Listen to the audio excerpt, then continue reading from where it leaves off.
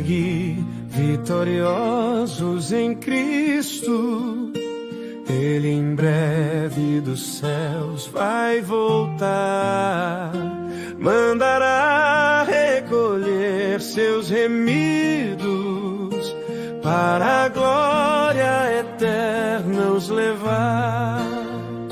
Certamente exaltado será quem o nome de Cristo não negar, exaltado com glória celestial.